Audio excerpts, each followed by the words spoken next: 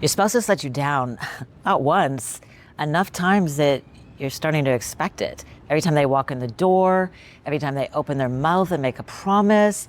It's happened so many times that even when things start to feel okay, you're waiting for the other shoe to drop. The way that you feel is real. The things that got you here, the forgetfulness, the dismissiveness, the broken promises. The problem is when you start to expect the worst, even when your spouse is making efforts to change.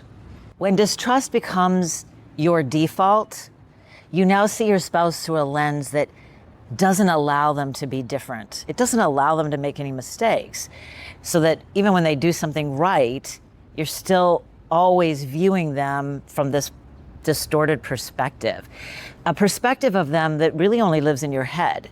Because when you think about it, which one of us doesn't make mistakes? Which one of us doesn't break promises?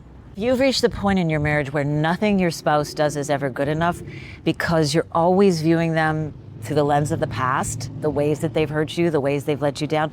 I get it. It's a way to keep yourself safe, keep your guard up. But it's also doing some serious damage to your marriage. You married a human being, an imperfect, flawed human being. So I want you to ask yourself honestly, has your distrust become its own issue in your marriage? Is it a wall that is keeping you from opening up and sharing and being vulnerable with your spouse because you're afraid of being hurt? If so, I've got 2 resources for you. The first one is free. It's called 3 Conversations That Save a Marriage. You need to be able to have a very different conversation with your spouse than you've been having.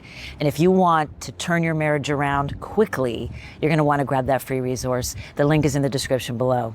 I've also got something else for you that's a little bit more comprehensive. For $197, I'm going to walk through your marital garden with you, and I'm going to show you exactly what weeds are growing up, why they exist, and what to do to pull them once and for all, get them out of that garden. If you want to know more about that, the link is also in the description below.